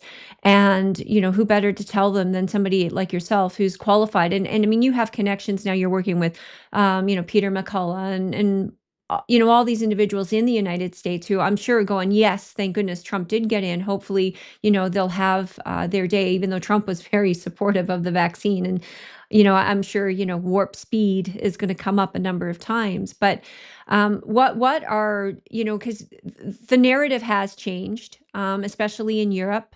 And especially in other parts of the world, where Japan is another place, where the reports are coming out now, like this is harmful and we've got to stop, and one thing I think, if the world starts doing that, I mean, I'm not counting on Alberta to do it. I really am not. So I'm really hopeful that the information and the work that's being done around the world, the US and Japan and Europe and other places, will eventually filter its way back here, where the politicians just can't hide the damage that's being done anymore. And then we'll be forced to say, and then we can go back and point the finger and say, but you could have been that person, you were aware of that 3 years ago and you did nothing, right? That means Danielle won't get reelected, unfortunately, in 2 years from now, 3 years from now, because I think, that's exactly yeah, how I see it playing out. I honestly think, I don't know what the hell conservatives are thinking. I don't know what any of these UCP MLAs are thinking. They're not going to get reelected. UCP is not going to win the next election. Danielle Smith is not going to win the next election. I know she's going to run. She's not going to get reelected. Um, they know, and the thing is, what I've seen in the first 2 years of the Danielle Smith government is I've seen her completely abandon uh, the people that got her in, the topics that got her in. She's completely moved herself away from that, where now she's more of a media darling. She's aligned with the big corporate interests. She's a corporate politician now. She is, I mean, she's Jason Kenney 2.0. I think actually she's actually even worse than Jason Kenney at this point. I think she's fully aligned herself now with the big corporate interests. I see these wealthy, these wealthy Albertans who, you've got Stephen Harper and you've got Brett Wilson. You've got these guys that were pushing the vaccine. They were like, just get the shot. Stephen Harper is pictured with an injection in his arm. Brett Wilson pictured with an injection in his arm. These are big, wealthy, and I get it. You're billionaires, you're rich, and you're movers and shakers in the corporate world. Um, and these are the people that she's aligned herself with. There's no health freedom movement around Alberta. Do you see Dr. Roger Hodkinson or Dr. Dennis Modry anywhere within 100 miles of Danielle Smith? She won't be probably even in the same room with them at this point. She's completely abandoned. She's abandoned rural Alberta. She's abandoned the freedom movement, the health freedom movement. That's what she's done for the first 2 years. I've seen a complete shift away, and now she's this big corporate politician, and she's doing these performative theatrics, like, I'm going to go to the inauguration and I'm going to get pictured with all these governors and this and that, and it's all pretend, it's all politics, and it's business as usual. We have skyrocketing stillbirths. I've written about this on my Substack. We have skyrocketing stillbirth rates in Alberta, and we have skyrocketing miscarriages. The vaccines on the childhood vaccination schedule. There are Albertan parents who believe that these vaccines are mandatory because they're on the childhood vaccination schedule, right? We still have doctors who are forced to lie, and they're forced to lie to their patients about the safety of these vaccines, calling them safe and effective still to this day, even though around the world you've got Florida Surgeon General Dr. Joseph Ladapo calling for these shots to be banned, to be taken off the market, because it's proven now they're contaminated. Health Canada has admitted that the COVID vaccines are contaminated. They're contaminated with DNA, with SV40, with a carcinogenic sequence. We just see more and more documentation of cancers and the heart attacks and strokes. Now young kids are getting heart attacks and strokes. And what do we get? I saw it in my school, in my kids' school. They installed a brand new, beautiful defibrillator. That is the answer to protecting kids. Is not that you at least do a investigation into the COVID vaccines being on the childhood vaccination schedule. No, you install a shiny new defibrillator in the school and let the kids drop dead, and then hope that you could defibrillate them when they do. Like these are the solutions. And we were supposed to have an injection of truth 2.0 just before the AGM, and I was told that people were actually physically threatened to not put that event on, that their livelihood was threatened, that they were threatened to not put that event on, just to make sure that Danielle Smith got her 91% and sailed through without any accountability. It's just, and we're halfway into her term, zero accountability, zero actions taken to protect children, to protect pregnant women. And the other thing I will say is that the people at AHS, the COVID-19 Scientific Advisory Group, who basically harmed thousands of Albertans, and I'll put that in the nicest way I possibly can. They harmed thousands of Albertans, about 6,000 deaths, needless deaths from COVID-19, who said vitamin D doesn't work, don't take it. Ivermectin doesn't work, don't take it. Hydroxychloroquine doesn't work, don't take it. They wrote guidelines and recommendations that were stamped by AHS and then basically applied throughout the province. Not a single one of these individuals has been held accountable. Not one. They are still in their positions. They're still going on CBC and CTV and Global News, giving basically false medical information to Albertans. They're still given a platform. And all the doctors that have been raising concerns about masking, about the developmental delays that children are suffering now because they were masked for a year with masks that didn't work.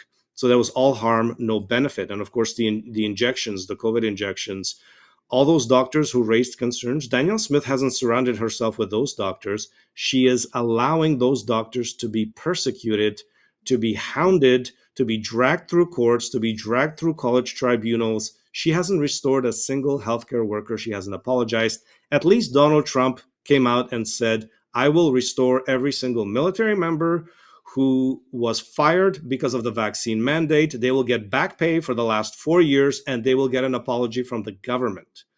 And even people are saying, well, that's not enough. What about everybody else? What about the mandates in healthcare workers and everywhere else? But at least he came out and he wants to set the right direction and do the right thing. But what's Danielle Smith doing? She's not doing any of that. All she's doing is going around doing photo ops and shaking hands. Well, if that's all you're going to do, then I guess she's already resigned herself to be nothing more than a theatrical premier for the next 2 years until the NDP take over. Yeah. Well, I mean, there'll be many people who disagree with us on that because no matter who I talk to, it's like, oh, she's done so many things. And it's like on the economy, she's tough with Ottawa and Justin Trudeau. And, but Jason Kenney did those things too. And, for me, I look at what matters, meaningful things. And like the Alberta Bill of Rights was very meaningful to me. And it was really funny. I got phone calls from the Black Hats and from some of the people associated with them when I spoke out like months before it was even done. I said, she's not going to do what you think you're going to do. Don't kid yourself. Oh, well, we already got the support for this. We have it. And it's like, you know what? Let's wait and see what it happens. But it's all about language and intent. And it's like, she's never going to give up the power of the government because the people around her are never going to allow her to do that. But neither here nor there. I mean, I do want to talk a little bit because there's so many people that are watching that they don't know who to believe anymore, Dr. Makis. There's people like yourself who, 13 years of education experience, real experience working with patients that, you've had huge success with in treating cancer, curing cancer. And, you're being discredited and told, you're a skeptic of this. And that's what they believe because that's what they read. I am treated worse. I've been treated worse in Alberta than child sex traffickers who were trafficking children to make child pornography. I'm treated worse. I'm treated worse by the Alberta government than child rapists. I'm treated worse by the Alberta politicians than child rapists. And I'll tell you, it blows my mind because when I mentioned this at the Injection of Truth event in June, that the College of Physicians and Surgeons during the pandemic was restoring the medical licenses of 2 child rapists who were trafficking children for sex and to make child pornography, the health minister's office came out and said, Dr. Makis insulted some healthcare workers, and that's unacceptable. We love healthcare workers, and this is the Ministry of Health came out in defense of child rapists. So this province, and I don't care if it's the politicians, the media, they treat child rapists better than honest, hardworking doctors who are just fighting. All I've ever done was either treat cancer patients or fight for cancer patients. That's all I've ever done. And child rapists who were arrested by the RCMP, whether it's Dr. Fred Janke, who was the president of the College of Family Physicians, who was trying to rape a 5-year-old girl, or whether it was Dr. Ghassan Al-Nami, big-time pediatrician who was caught at the Edmonton airport with videos of a 6-year-old getting raped.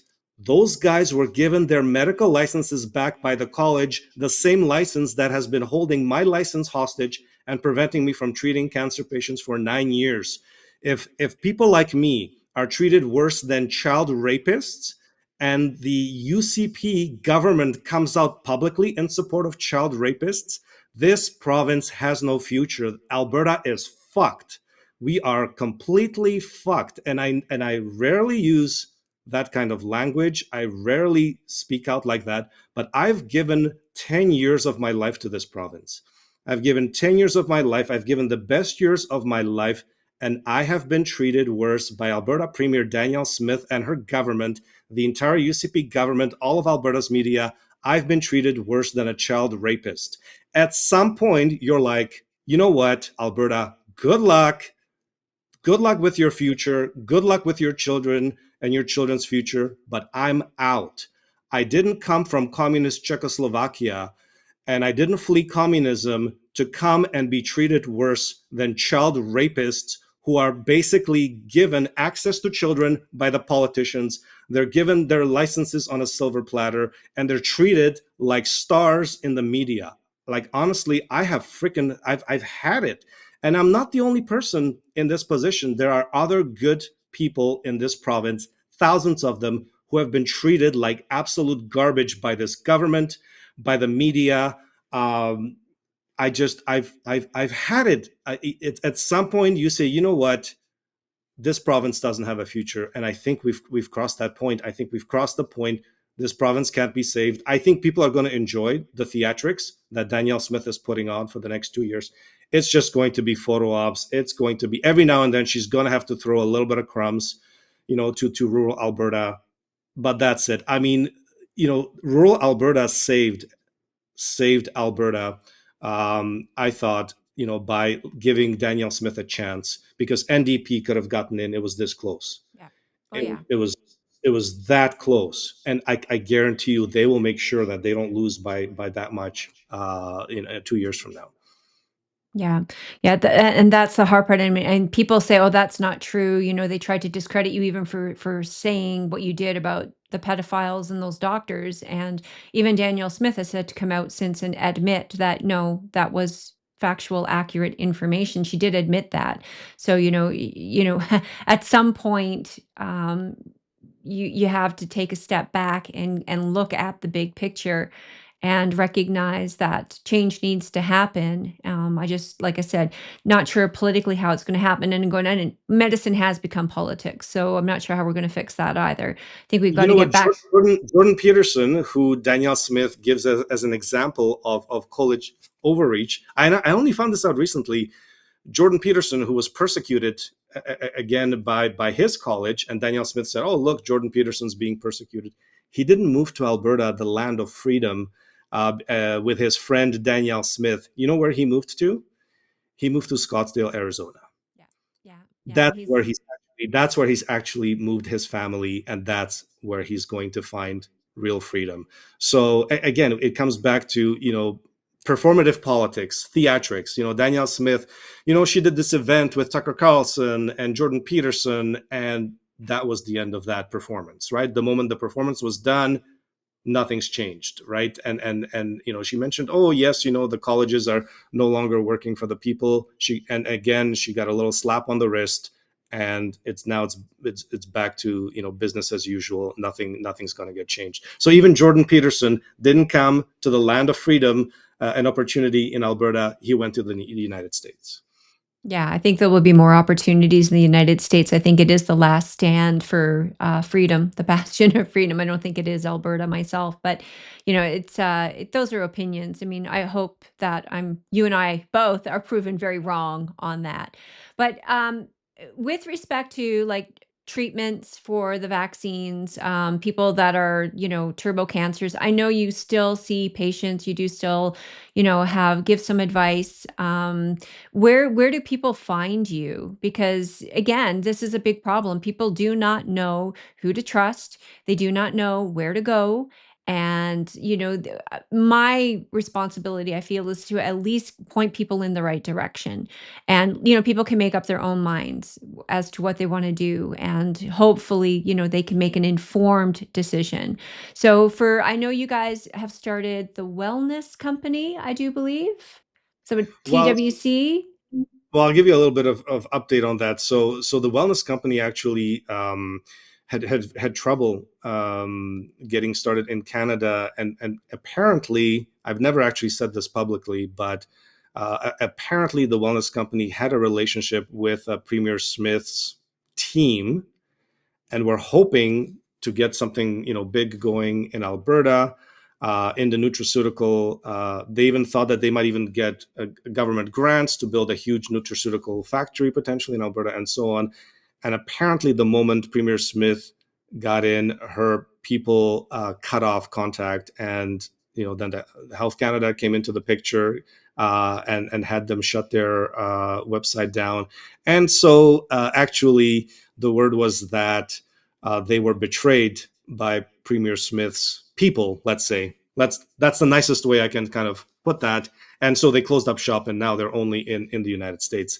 Um, I started seeing cancer patients outside of the medical system, sort of as a health coach, cancer coach, with the approach of using repurposed drugs, which there's a huge body of research. It's sort of an area that's exploding right now, using drugs like ivermectin, antiparasitic drugs, high dose ivermectin, mebendazole, febendazole. CBD oil is another area, brand new area of growing research. There's a ton of research coming out in the last few years. I am seeing cancer patients in Alberta. And again, the information I have, the reason why AHS won't touch me in terms of defamation is because they know what I have, the information that I have. All I have to do is hand it over to a team of lawyers, and AHS is done. I am seeing cancer patients that cannot get to see an oncologist. And I know some of these oncologists because I either worked with them, some of them are even my neighbors. And so they cannot get to see an oncologist. They're on a wait list. They're waiting to be seen they're waiting for 2 months, 3 months. Again, it's a situation where we have atrocious cancer care in this province. People don't know how bad it is. It's terrible. And NDP actually screams about this all the time. Now, they won't say that they actually sabotaged several oncologists like myself during Premier Notley's term, but of course, they're putting the blame on UCP, as they should, because it is UCP's bloody responsibility to make sure that the services are provided. AHS doesn't have to, because again, there's no oversight. So AHS says, we don't care. We don't care about these cancer patients. Let them wait 3-4 months. Let some of them die. Who gives a crap, right? With AHS, the patient always comes last. It's about money and power with AHS. And so I'm seeing cancer patients who cannot even get into the system. They can't get in to be seen, and so their cancer is growing and spreading. So I'm working with them to try to help them out, to try to get some of these cancers under control. I am swamped with requests. I'm absolutely flooded with requests for help, and a lot of the requests are coming from Alberta because AHS is not providing the services that government pays them to provide, and no one holds AHS accountable. But same things happening in BC, same things happening in Ontario. This is what people don't realize, and I think you said it best. We have an NDP government for all intents and purposes. We are living under an NDP government in terms of the reality of the day-to-day reality. We've got these what I call fake conservatives in power, these pretend conservatives. I mean, in the States, they call them rhinos. I don't know what the acronym would be here. Conservatives in name only. I call them progressive conservatives. Yeah, exactly. That when, So, when when we started defining kind of, I always point out to people is like, do you not ever wonder where, like, provincially the liberals are?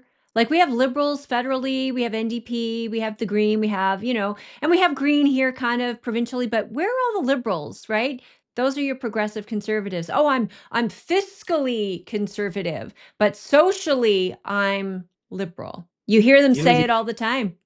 yes, and you just reminded me of something. Danielle Smith actually did appoint a doctor to a powerful position, Dr. Raj Sherman, who's the former head of the Alberta Liberal Party. She appointed him to the Health Quality Council board. So she did appoint a doctor to a very important position, but he just happens to be the former head of the Alberta Liberal Party. So, I mean, that just, again, look at the actions, not the words, and you'll see everything you need to see. Yeah. Yeah, it's sad. So if people did want to reach out to you, Yeah. obviously you have a Substack. Yes. I have a very active Twitter account at MakisMD on Twitter, and I think that's where I'm going to do a lot of.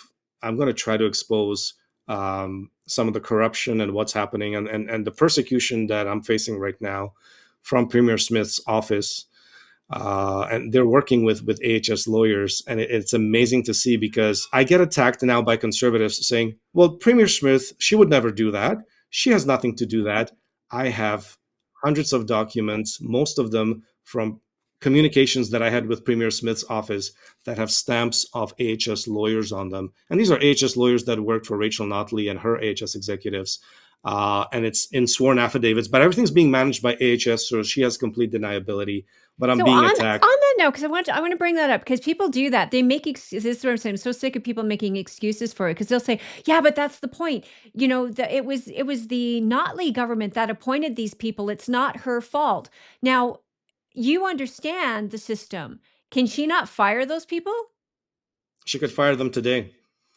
Okay, She could so fire, yeah, they're because these are the things that I want to get at because people look at me all the the time and Nadine, mechanisms. you're being so hard on her, and I'm I like, can she tell can you, fire I can them. tell you them, and I know I get these excuses too from some of the freedom people saying, "Oh, but but she's surrounded with all these people in these various important positions, and they're Yeah. leftists, so she can't really do all that much." But it's nonsense because the mechanisms are in place, right? And so, for example, the AHS executive answers to the AHS board, which answers to the health minister, which answers to Premier Danielle Smith. There's a direct chain of command there. If she wanted to, she could change that staff today, tomorrow. I mean, it could be done in one day. Now, what would be the domino effect of that? Well, she'd get attacked by the media. And I think she doesn't want to get attacked by the media. She'd be viciously attacked by the media. She might have to pay out some compensation packages because these guys write themselves. By the way, AHS management and executives, they write themselves beautiful golden parachute contracts where they have to get paid at least an extra year of salary if they get fired for whatever reason. So she'd have to pay out some money. That might be complicated. And then, of course, I don't know what the lobbyists around her are telling her. I'm sure there are very powerful corporate interests that are benefiting from, because again, it comes back to the people who are in power at AHS. The reason why they are in power is because they are handing out the taxpayer money that taxpayers give them. So that's why there's a shiny $2 billion new building, cancer center, Calgary Cancer Center. Well, because PCL Construction wanted that $2 billion contract and earned that profit. So they got that handed over. And there was someone at AHS who handed that contract over, right? And so you've got the bureaucrats in place. Yes, they're unelected bureaucrats and they're not very accountable. But the reason they are in place is because they serve powerful corporate interests. They hand out money, billions of dollars. And of course, then those corporate interests will come back to Danielle Smith and say, hey, you're keeping my AHS guy. You're not going to touch this guy. Mark Joffe, you're not going to touch him. In fact, you're going to put him as the head, as the public health chief. Because if you don't, I'll pull my money elsewhere, or I'm going to pull my, you're going to get 1,000 less jobs in Alberta, or I'll make you look bad in the media. Like it's not just bureaucrats, right? Because the bureaucrats are really the middlemen for the powerful corporate interests. And so, yes, she has the power to fire these people, to get rid of them. But there are powerful multi-billionaire corporate interests who need those people to keep giving them Alberta taxpayer money. So they'll go to Premier Danielle's office, they'll make a phone call and say, hey, listen, Danielle, you're not touching my guy at AHS. You're not touching my gal at AHS. She's just given us 2 billion here, 3 billion there. Those are our people. Those are those people serve corporate interests, right? So she absolutely has the power. And yes, she does interfere in court cases, but everything is done through third parties. And they just lie to Albertans. They lie and they lie and they lie. And even the premier's office was not, because her office was swamped with thousands of emails saying, why is she persecuting me? Why is she allowing HS to threaten me with prison time right now? And they start sending out these emails. No, Premier Smith has nothing to do with this. I have documents from the Premier Smith's office with AHS lawyer stamps on them. I don't know if I can release them, because I don't know if they're going to send the police to my house, because the judge was trying to seal these documents and so on. But I have them. I But have here, them. That's why I but would say even what I. even even with respect to that, the bigger question is, if she says, well, she has nothing to do with this, I want to know is if, can she have something to do with this? So, if there is an injustice in our criminal system, in our court system, in our judicial system, the premier's responsibility is to correct that injustice. So if she knows there are issues, concerns, this is the same thing with the Coots 4. She Yeah. says, oh, there's nothing I can do. I'm like, I don't believe that. And when I talked to, Marilyn Burns, for example, which was, she represented some of the Coots boys, she's like, Nadine, the province didn't have to persecute these gentlemen. And I kind of went, excuse me? She says, no, no, this is completely within the province jurisdiction. They did not have to persecute them. And now you have men that are sitting in jail for 6 years that the Yeah. province, that Danielle Smith certainly could have, whether or not she was or was not, but I could go to jail. It's like, okay, so Danielle, heaven forbid, you could potentially go to jail. It's okay for other people to go to jail that you benefited from, off their backs and their efforts and their work to get elected, and then you abandon them. So, and people look at me, and it's just, stop making excuses. She is the I can premier of the province, right? I can tell you, yeah, I can tell you it's all lies. They absolutely have the ability to step in when there's injustice being done. In my case, it's all civil. It's not even in the criminal. I know the Coots thing is slightly more complicated because it's sort of in the criminal system, and it gets a little bit more complicated there. My situation, for example, it's all in the civil realm. It was same thing with Pastor Arthur Pavlovsky, Chris Scott from Whistle Stop Cafe. These are the persecutions that AHS engaged in. The premier could make a phone call and that could be stopped tomorrow. And all of those cases could be taken out because it's all civil cases. It's all done with taxpayer money. But here's the thing is that the AHS takes everything into the court because they've got the judges all on their side, right? So AHS takes everything into the court, and that works well for the politicians because the moment it's in the court, the politicians say, oh, it's in the court, I can't comment, I can't touch, right? So it's just like they both kind of wash their hands. So Yeah. AHS does their persecution of Albertans, and the politicians say, oh, now it's in the courts, I can't do anything. And even in the recent situation where AHS is threatening me with with prison because of some made up fine that I didn't pay, it's the premier's office's documents that were leaked to AHS lawyers. They ran to court, got a judge to put some order on it, and now they're saying, oh, we can't do anything because it's in the court. You're the ones who gave it to AHS to bring it to court in the first place. You're the one who initiated the action, but now they're lying to Albertans. The premier's office is sending out emails saying the premier couldn't possibly have anything to do with Dr. Makis's case because we don't interfere in the courts. They are liars. They are pathological liars. And her chief of staff, Rob Anderson, again, coming out on Twitter, and he says, oh, Dr. Makis, I'm sure it must be stressful to be dealing with legal matters, but I'm like, yeah, because you initiated them. Your office literally leaked the documents to initiate this latest attack on my family and the threats. And well, but it must be really stressful for you, Dr. Makis. But we don't. The premier has nothing to do with court matters. Yeah, once you initiate them, you can go back, and once you have HS lawyers doing your dirty work, then you can wash your hands and say no, the premier has nothing to do with it. I think one thing that bothers me about politics in Alberta is that everybody lies. Everybody lies, and it's just some people lie more than others, but everybody's lying, and it's just at some point you're kind of like just sick of it. You're like enough, you're lying, everybody knows you're lying. And a lot of these persecutions that are happening, the premier could absolutely stop those persecutions tomorrow, but the big corporate interests, basically, she, they make a phone call to her office, and she'll listen to where the power is and where the money is, and that's where she aligns herself. I see Danielle Smith is now the big uh, corporate conservative leader who serves big pharma and corporate interests.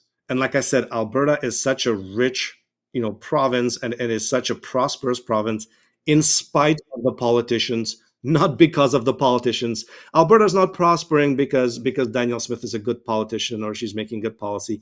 It's just prospering because we have amazing people here. We have amazing businesses and business owners, and it's just an economic powerhouse that prospers in spite of the politicians, not because of them. Yeah, it's that entrepreneurial spirit that, Yeah.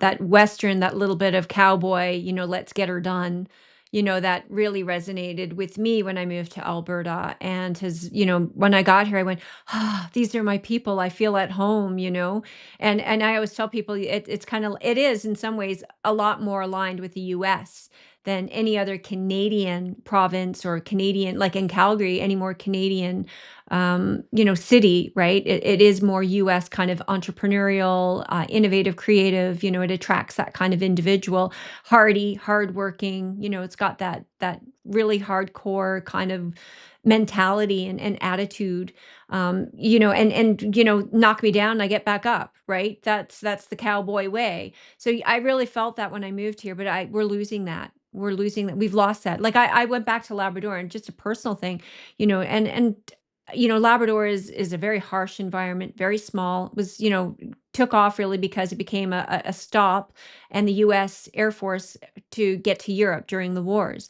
And they always kept a base and a presence there, which is very, very small today. But now there are more people there from other countries than there are people there from Goose Bay. And like even my dad pointed out, he says, in 5 years from now, he says, we won't be running anything anymore. And that's a little tiny place in nobody would ever even want to live there. I mean, I was born there, right? It's a great place, but to think that somebody would come from, the Philippines or from, Syria or from wherever, even want to live there. I mean, yeah, there's a reason Toronto, Montreal, these places are, a lot of immigrants because it's a desirable place to live. But even in these small rural communities, here you saw what Danielle Smith and rolling out the red carpet on the immigration. Yeah, we want people to come, but we're losing our culture. We're losing what it is that makes us not only Canadian but Albertan. And even people coming from Ontario, people coming from BC. Some people are coming because they feel that there's freedom here. It's a bit of an illusion, in my opinion, as well. But they feel that way. But the majority of people are coming because they go, I can sell my $2 million shack in Vancouver, move here, move into a $1 million with a mountain view, and enjoy retirement. That's why I love them. And they're bringing their politics with them. I sold a house a couple of years ago. That house had an NDP sign on it for the first time ever, probably in its entire history. And, they were the ones that attacked my neighbors, not the other way around, right? To the point where they just sat back shocked. But yeah, that street now is like flip a coin. And this is little town Cochrane, who's supposed to be rural, very conservative, so we're losing that. And that does why I got involved in politics. I tend to be a little bit ahead of my time, unfortunately, in a lot of things, whether it's business, investing, or politics. I was willing to be that PPC, call out immigration because economically and culturally, I could see where things were going and bear the brunt of being called the racist and all these other names that didn't stick, especially with me. But you got to be willing to do that. And so few people don't want that kind of confrontation or that kind of conflict in their lives or that kind of stress. And I think it takes a special kind of person like you. I think I told you once before, it's like God only gives you what you can handle. Well, man, those are big shoulders there, Dr. Makis, I'm telling you. Um, and I'm really happy that your Substack has done so well and that you've got the number of followers. Like you point out, you have more followers than Danielle Smith. Um, I was actually looking at that, and I thought, it's a little bit ironic because, like I said, UCP has really treated me horribly, treated my family horribly. I mean, we're now into 5 years into the conservative government, and the abuses that I have suffered in the last 5 years from AHS and UCP really kind of allowing that, and maybe in some cases even encouraging that, or giving the green light to do that. But I've got a larger following than Premier Smith. I actually have 10 times to 100 times more engagement than pretty much any UCP MLA. I mean, you look at their Twitter feed and you see 10 likes, 20 likes. I get 5,000 likes, 10,000 likes. I mean, they've got no engagement, but again, it's just I just I can't. I, I get so frustrated because here, you've got someone who's fighting for Alberta, fighting for Alberta children, fighting for cancer patients, and I'm treated worse than child rapists who are arrested by RCMP. Those people are treated with kid gloves. They're giving their medical licenses. They're allowed to have access to children, to retirement. You say anything about them, literally the health minister's office will come out and defend them and protect them. I mean, like I said, if people like me who fight for this province are treated worse than child rapists who are arrested by RCMP, there cannot be a future in this province. There cannot. I mean, and I've seen it happen to everyone who's fighting for Alberta. Everyone who's fighting for Alberta and Alberta's future has been sidelined, has been attacked. Uh, I won it a just nomination. I had the support. There were 6 people going to run against me in Livingston McLeod when I ran for as MLA, and this was when Danielle had just newly been elected, even had her support. And when push come to shove, though, the people were the ones that supported me. They were like, "Yep, that's our gal," right? And the people who did want to run against me, sitting MLA who would not step aside for Danielle, said, "Yeah, not running against her, can't win." Right. So he stepped aside. I was to be acclaimed only to have the UCP executive, because as you pointed out, if you can't be bought, you're willing to speak the truth. I think I'm inspired today talking to you. I think I will next video I will read out the UCP disqualification letter that they sent me. I've never ever shared it with anybody. I've talked little bits here and there and pieces and generalities, but I think I will point it out because they didn't like my view on Ukraine, which, my view on Ukraine has been proven right 15 times over. They didn't like the fact that, I had supported things like, Dr. Bob, for example, in talking about fluoride, which is a poison. But again, very well formed, very well researched. All the data, the information is there. The facts are what the facts are. And I think they knew that you can't be controlled, right? And they knew it. I could not be controlled. It was not going to be silenced. And so the last resort was they wanted the CA to do it. The CA wouldn't do it, put my name forward. Now they're like, oh crap, now we've got to do it. Right. So you can't, this illusion even of having somebody to vote for is an illusion, because the CAs don't have the power to put forward the people they want. The people put their choice forward, and then you have somebody at the top that says, no, hey, whoa, no, definitely not that person. Here's your choices, right? right. And unless somebody has a criminal record or, has really, but even then, like criminal record aside, because I have a strong opinion or I feel this way or that way on a typical issue or a topic, it's not a reason to disqualify somebody, and especially when people are aware of that and that's how they feel. I went down to Livingston McLeod and boys are boys and girls are girls. People are like, yes. Right. And Yeah, Danielle was like, what? Well, no, that's not a good thing. And I'm like, that's how the people feel down there. That's how I feel. It's like, prove me wrong. So exactly. Yeah. it's an interesting world that we live in. I'm not sure that, I'm not positive. I think I will be stepping back in the near future on the political front. I think it's time, like you pointed out, to start looking after your own family and your own future. And what does that look like and where do you go? My Right. expertise in finance, I thought, would have been well served in the government, because I would love to do something like a full audit on AHS, and not only AHS, every government department. If I was premier tomorrow, my comment would be, 1/3 of government gone. You know what? Figure it out. Either you make the decision in your own departments as to how that's going to happen, or I'll make them for you. But that's what I would campaign on, is like 1/3 of government first year gone. Right. Yeah. The Canada postal strike right now. I mean, they're overpaid. And in my opinion, underworked, right? And they pick the most worst time. Unions are an issue. Lots of things going on, and I'm hopeful to see with Trump that maybe the conservative foothold gets a little bit more of a foothold. But I think it's just a Kate, lot of pretty talk. it's incredible how many people want me to come to the United States, and they're like, "Come here, we love you, we're going to welcome you, we're going to treat you well." I would have thought that my skills as either radiologist or oncologist might have been helpful in the province of Alberta. Maybe diagnosing or treating patients might have been useful, but apparently not.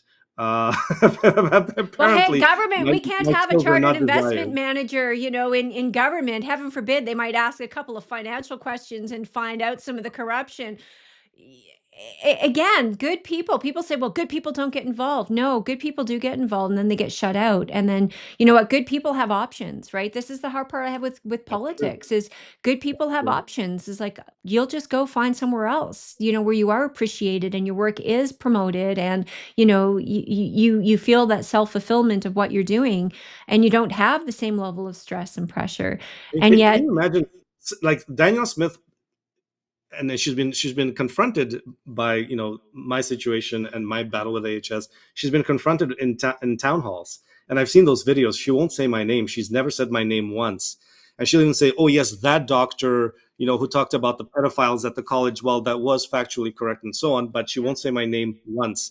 And here I'm in the United States. I have Senator Ron Johnson personally forwarding my CV to RFK Jr. and his HHS transition team within 24 hours. They forwarded my CV and say, "Yes, Dr. Makis, we'd love for you, to come down and potentially work with RFK Jr." Like I get, I get, treated well anywhere out but not in Alberta, right? In Alberta, I'm literally, the most one of the most one of the more persecuted people in Alberta.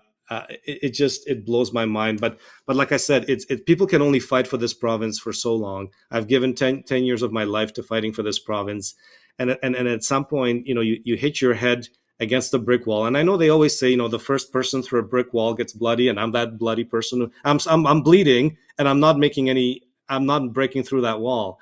So at some point, like I said, it just, you fight and you fight and you fight and you get nowhere. And I just, at some point, the people who are fighting for this province, if they get nowhere, they're going to leave.